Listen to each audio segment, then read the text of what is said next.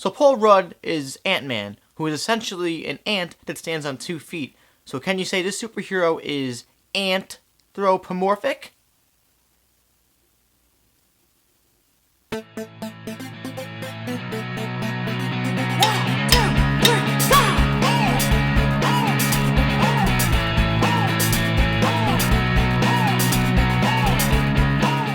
What's up, everybody? Welcome to MaffmanJones Reviews. I'm your host, John Maffio, and today's featured movie is the second Marvel movie of the year, Ant Man, directed by Peyton Reed, starring Paul Rudd, Evangeline Lilly, Michael Douglas, Corey Stoll, Michael Pena, T.I., among others. We have ourselves another superhero origin plotline.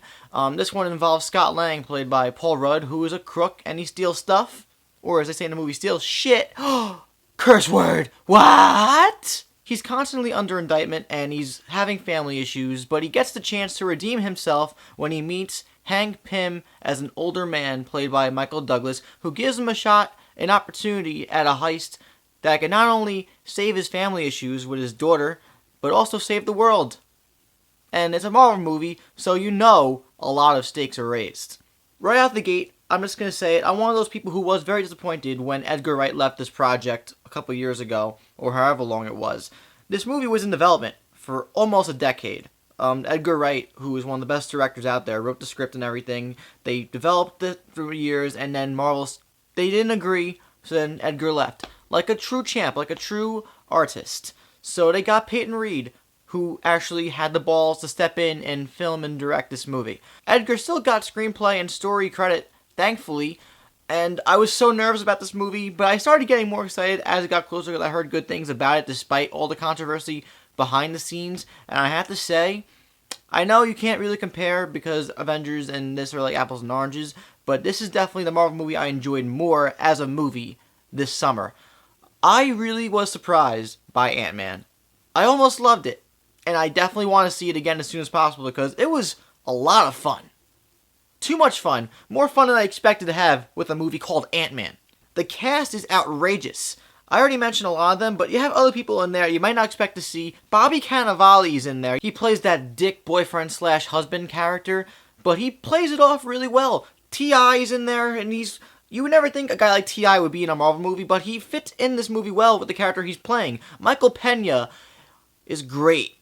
He's great in everything he does, but in this movie, you almost just want to... He's like that character that you're going to be impersonating years down the road because his scenes are golden. Michael Douglas, great actor of our time, could have phoned it in for a movie like this, but he gives a really profound performance and actually brings depth to the Hank Pym character, along with his daughter, who's played by Evangeline Lilly. Her name is Hope. Their father-daughter relationship is great, and when things got a little emotional, I didn't really care much for the characters, but in the scope of the story, it worked. The emotional core and heart of this movie worked very well. Even Paul Rudd and his daughter, his little daughter in the movie, their relationship worked well too, and I felt for it. You want Paul Rudd to succeed and have this relationship with his daughter come to fruition again. The way they presented the action sequences for Ant-Man were really wicked and awesome. From a visual and aesthetic standpoint, the way he shrinks and goes around and kicks people's asses, it's really pleasing to the eye. It's very engaging. As the movie progresses, the action gets better and better, in my opinion,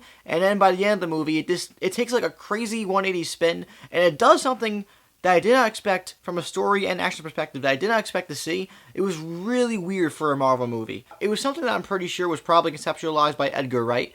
Certain parts of this movie you could tell were from the hands of Edgar Wright. Like, yeah, that wasn't Peyton Reed or Marvel. That was definitely something that Edgar Wright placed on the table there for them.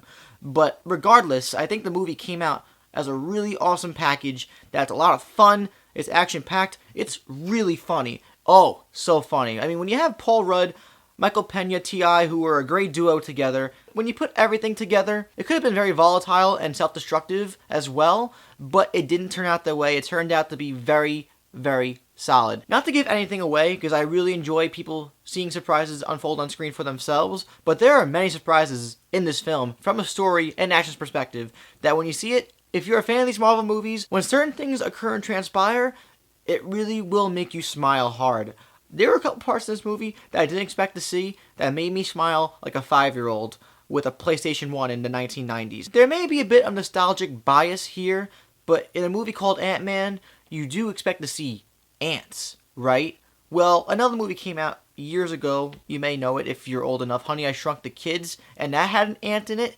And I've always loved that movie. And for some reason, that love for that movie transcended into Ant Man, because Paul Rudd befriends one of the ants and calls him Anthony. I think that's fucking brilliant. The friendship that he had with the ants and the way he communicated with the ants themselves was also really neat to watch. And finally, it's a Marvel movie. After credits, there are 2 scenes. First one is a neat little thing if you're a fan of Ant-Man. Second one is a setup for future movies, and I'm just going to say I flipped out. In a nutshell, Ant-Man was a very pleasant surprise and a fun time at the movies. Paul Rudd and the rest of the cast are incredibly fun to watch. They all play respectfully with their roles, but they also have a lot of fun doing it. The story isn't anything unique. For the most part, the story is by the textbook here, and it's nothing that you haven't seen before. Also didn't mention him before, but Corey Stoll is a great villain, as cliched as he was. But really, Ant-Man is a fun time. You're going to laugh your butt off, you're going to enjoy action sequences, and you may be surprised by a thing or two. Ant-Man is probably one of the better movies I've seen this summer, and I'm going to give it a 4 out of 5 stars. A very strong 4 out of 5. It's a darn good movie. Highly recommend it. Check it out as soon as possible. Now, I want to know from you lovers, what did you think of Ant-Man? Let me know what you thought in the comments down below. If you enjoyed this review, please like the video and subscribe to my channel so you'll never miss a video from me ever again. Also, check out my Facebook and Twitter in the info box, because social media is the shiz. I'm John Maffio, aka MaffmanJones, and I'll see you guys next time. Pew, pew.